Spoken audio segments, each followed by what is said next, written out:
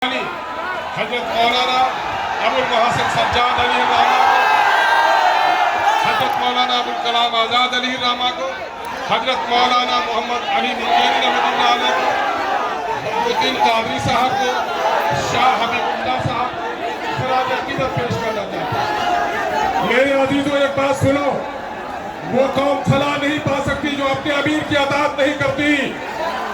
यहाँ पर ये भीड़ नहीं है, ये जमात है, और जमात अमीर की अताअत का नाम है। जिसने अमीर की अताअत नहीं की वो जमात की भीड़ का तो हिस्सा बन सकता है, जमात के फायदे से वो कभी फायदा नहीं उठा सकता, जमात की बरकतों से। इसलिए अमन मान कायम रखें। इस वक्त एक बड़ी मुसीबत आई है मुसलमानों हिंद पर कि मुसलमानों के जानो माल, इज्जत और आबरू पर हर तरफ डाके डाले जा रहे हैं।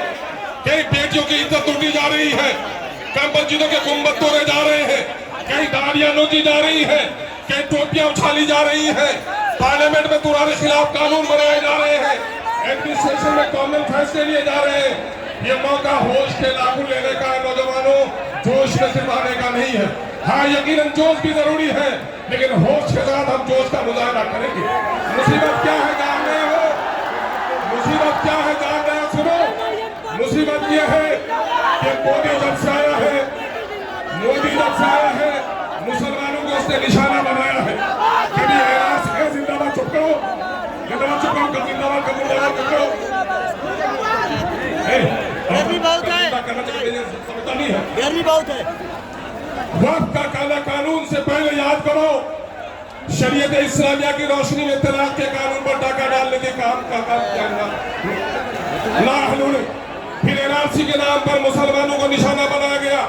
जब आसाम में इसका खेल खराब हुआ कि मुसलमानों से ज्यादा गैर मुसलमानों के पास कागजात नहीं है, तो फिर वह थोड़ी देर के लिए दम लिया और इन्होंने बड़ी तहकीक के साथ ये फैसला लिया है कि मुसलमानों की अजीम विरासत, जो मस्जिद है, जो मकबरे हैं, जो दीनी दरगाह है, जो मुसाफिर खाने हैं, जो कब्रिस्तान है, इनको उजाड़ा जाए। इस काले कानून ने गोया मुसलमानों की नहीं, इस्लाम की जड़ें उखाड़ने की साजिश की। हम आजाद करने के लिए आए हैं, इस मुल्क की सरहद को बचाने के लिए एक नहीं करोड़ों अस्तगफिरुल्लाह हाजिर है। हम गर्दन कटाने को तैयार हैं। हम ये भी याद लेते हैं कि इस मुल्क के आईन को भी अगर किसी ने तोड़ने की कोशिश की, ऐसे जालिमों का पंजा ही नहीं मोड़ोगे, बल्कि अपनी गर्दन कटाने के लिए तैयार हैं। ये भी याद लेते हैं कि मछली पानी के बगैर जिंदा रह सकती है, लेकिन मुसलमान शरीयत इस्लामिया के बगैर जिंदा नहीं रह सकते। हमारी मस्जिदों को, हमारी औकाफ की जायदाद पर अगर किसी ने डाका डालने की कोशिश की तो अपनी गर्दनों को कटा सकते हैं, लेकिन खुदा के घरों को उजड़ने नहीं देंगे।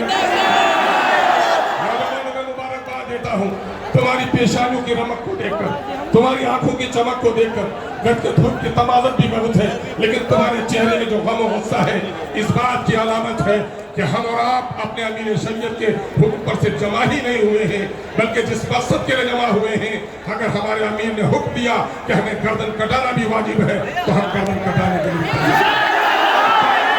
अब जाग चुके हैं दीवाने, दुनिया को जगा के दम लेंगे।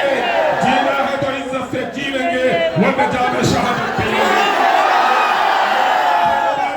ये माह मुबारक मुहर्रम का है, यही महीना है जो हजरत इमाम आली मुकाम नवासे रसूल हजरत इमाम हुसैन रज़ी अल्लाह ताला अन्हु ने बातिल के शमशीर पर अपनी गर्दन को देने के लिए तैयार हुआ, लेकिन बातिल के हाथ पर हाथ देने के लिए तैयार हुआ।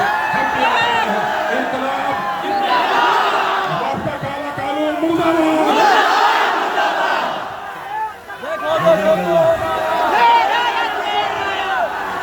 देखो